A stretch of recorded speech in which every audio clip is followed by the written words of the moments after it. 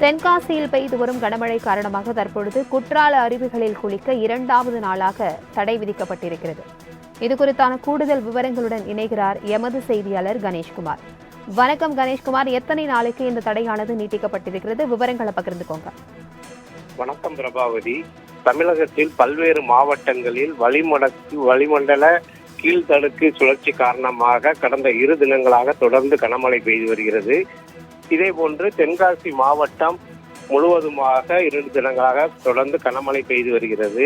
இதேபோன்று மேற்கு தொடர்ச்சி மலை வனப்பகுதியிலும் மழை பெய்து வருவதன் காரணமாக சுற்றுலா தலமான குற்றால அருவிகளில் கடந்த 2 தினங்களாக வெள்ளப்பெருக்கு ஏற்பட்டுள்ளது. மேலும் மேற்கு தொடர்ச்சி மலைப்பகுதியில் தொடர்ந்து கனமழை பெய்து வருவதாலும் குற்றால மெயின் அருவி, ஐந்தருவி, பழைய குற்றால அருவிகளில் காட்டாற்று வெள்ளப்பெருக்கு ஏற்பட்டது. இதனால் சுற்றுலா பயணிகளின் பாதுகாப்பை கருத்தில் கொண்டு நேற்று அருவிகளில் குளிப்பதற்கு தடை விதிக்கப்பட்டிருந்தது. இந்த நிலையில் நேற்று இரவு முழுவதும் பெய்த மழையின் காரணமாக குற்றாலம் மெயின் அருவி, பழைய குற்றால அருவிகளில் தொடர்ந்து வெள்ளப்பெருக்கு ஏற்பட்டு வருவதால் இன்று 2வது நாளாக சுற்றுலா பயணிகள் குளிப்பதற்கு தடையை மாவட்ட நிர்வாகம் நீடித்துள்ளது.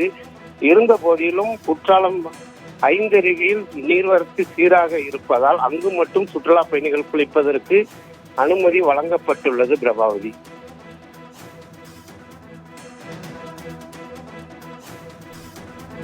தகவல்களுக்கு நன்றி கணேஷ்குமார்.